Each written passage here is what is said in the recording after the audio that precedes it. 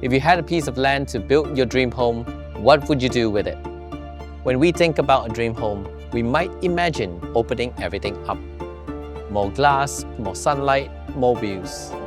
But what if the most interesting answer wasn't to open the house up, but to wrap it in a wheel?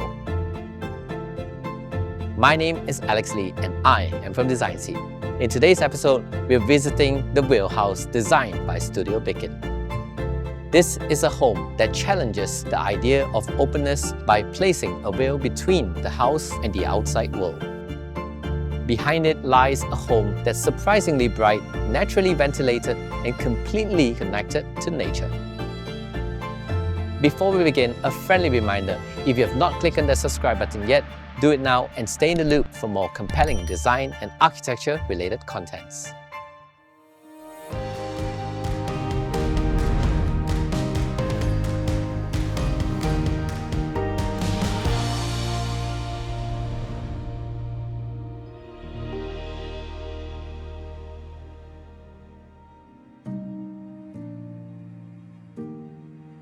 The Wheel House doesn't try to make a statement with size or extravagance.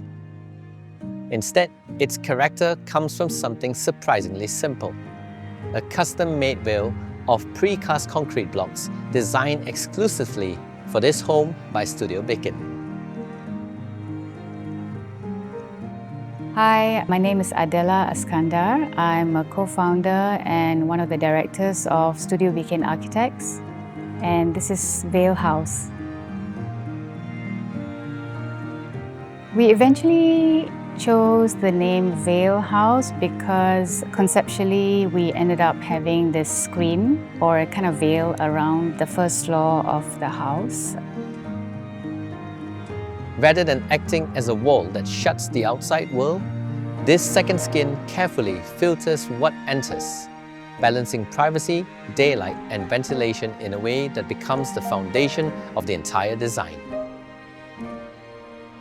Hi, I'm Azlit. I'm a full-time working mom of 3 boys. We decided to buy land maybe about 15 years ago, and the idea was for us to move to a sort of a more spacious, bigger family home. We had no idea how to start, and once we found Adela, they would actually go through a process of interviewing you about what your vision of a home is. The plots were actually quite tight, so we needed to provide a bit of privacy, and eventually we came up with this idea to kind of envelope the top floor with these screens that allowed the occupants to look out, and then it also actually screened off the sunlight, so it kind of helps to passively cool the places within as well. So that's how we came about with this kind of series of screens. There's this word called mashrabiyah. It's a connotation to any kind of veil, whether it's an architectural veil or literally a veil over your face. So the mashrabiyah allows the person to look out, but then it provides privacy from outside.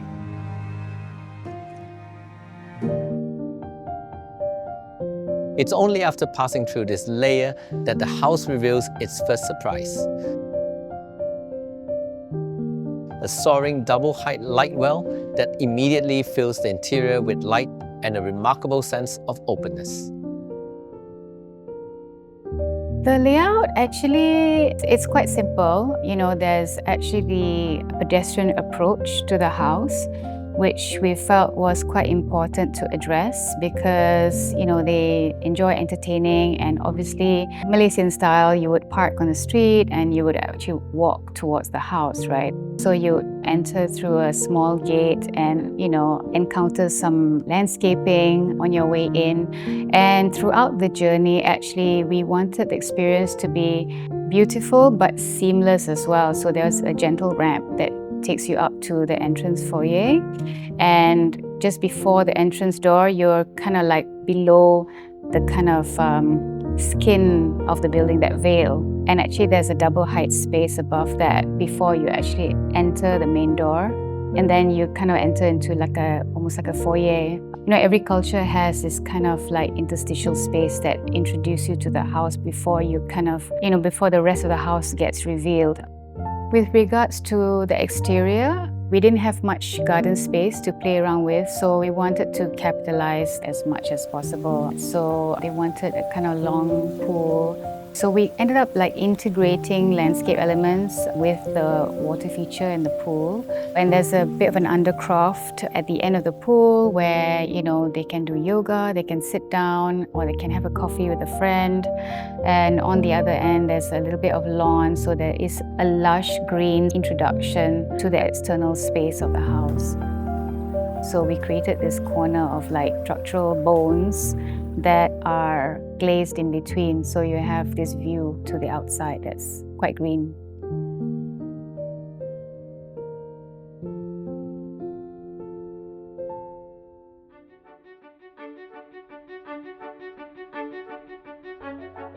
The poolside becomes less of an outdoor feature and more of a quiet rhythm in daily life, inviting a slower pace for quiet morning coffees or evenings spent in conversations. Overlooking the swimming pool, the dining area is intentionally understated. Muted cabinetry and restrained material palette allow the landscape to become the room's redefining feature. My favorite space of the house is actually the heart of the home, which is actually the island and the dining, because I find that's where everyone congregates to it when we host. This house has been used for so many different events, Raya, hosting, and I think the most recent one was actually, that was the first time, but I actually hosted my brother's akad nikah ceremony. The glazing towards the pool had to be limited to like a slightly narrower set of panels because we wanted it to be completely openable, so it slides and folds to one side. So when the clients entertain, actually the entire pool deck is open, so it's like really seamless. So it becomes a much bigger space. That's what makes the wheelhouse interesting. The relationship between inside and outside isn't created by bigger openings alone, but by designing every space to stage nature. Even the guest room turns outwards, opening towards the pool, where the view becomes part of the room's atmosphere rather than just a feature. Tucked away deeper in the home, the kitchen is defined by a striking black and white palette, with openings that stay visually connected to the dining area.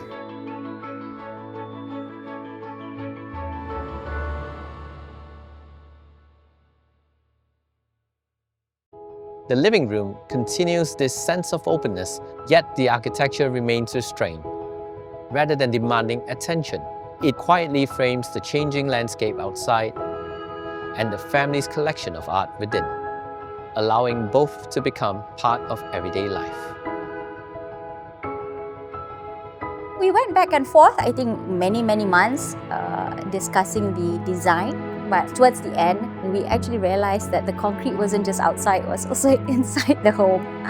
And we were like, oh, you mean it's really all concrete?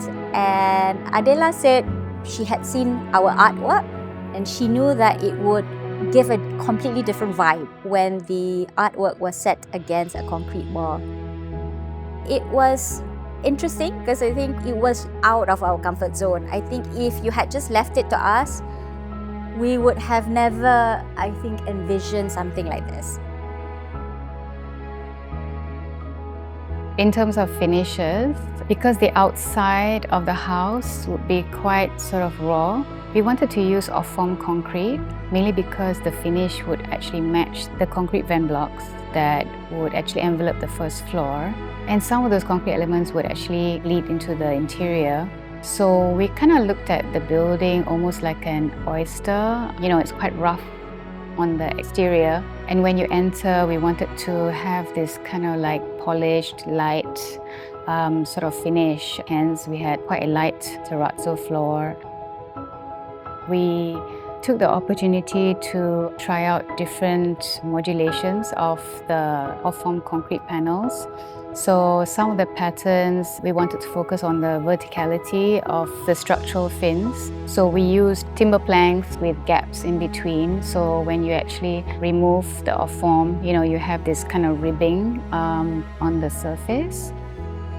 To achieve this oyster-like interior, we selected an in situ terrazzo finish that's an off-white, and that extended out to the exterior patio as well in the form of like an off-white pebble wash. So that actually made the transition between the interior and the exterior seamless, and visually you felt that the house was bigger than kind of interior envelope really is. So that was intentional because the footprint is quite tight, so we wanted to kind of maximize the feeling of space when you are within the house. Yeah. Did you pick up any useful tips from us so far? If you want to learn more in-depth knowledge about interior design, join our Design Seat membership program for only $5 and get extra contents and handbooks that break down technical design knowledge into practical tips you can apply to your own spaces.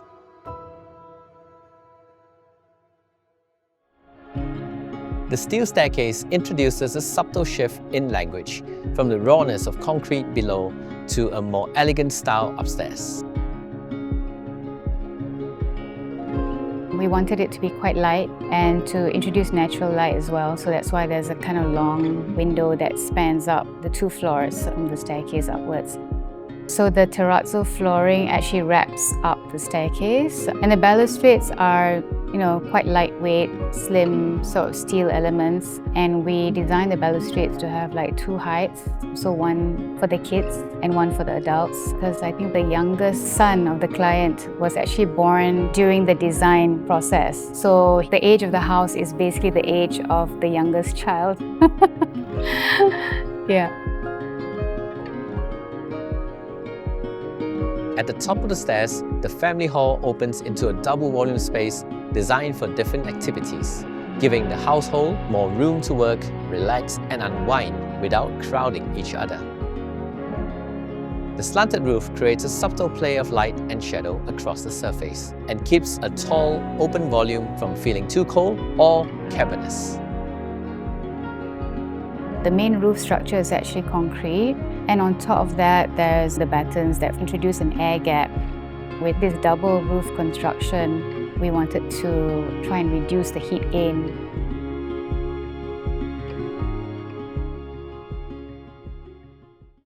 The master suite is thoughtfully divided into 2 wings, separating the rest and the rituals of daily living. Patterned facade casts soft shadows that move through the space and gently shape its atmosphere. The clients wanted something a little bit more classical for the interior walls, especially in their more private domain upstairs within the master bedroom, the family area. So we introduced these kind of like dado finishes on the walls, which is a little bit more classical, but somehow it kind of like still worked even with kind of slightly more brutalist concrete finish. So that's a kind of unusual hybrid that we have in the Vale house. The master bedroom is divided by a freestanding wall placed at the center, doubling as a TV feature wall. It's a simple gesture that separates the sleeping area from a relaxed lounge space without fully closing the room off. Mostly furnished in white marble, the master bathroom is split into distinct zones of bathtub, shower, and toilet. I really like the classic Carrara marble, and I felt that it contrasted well. At the same time, it went quite well with the concrete finishes. So we chose like a Carrara marble to kind of line the entire master bathroom with. The bathtub itself is designed to be totally clad in the same finish. The signature veil reappears, gently screening the bathtub from view while still welcoming light and air, reinforcing a central idea of the house that privacy and openness were never meant to compete, only to coexist. The children's bedrooms stay compact, minimal, and with just enough room for rest and quiet focus.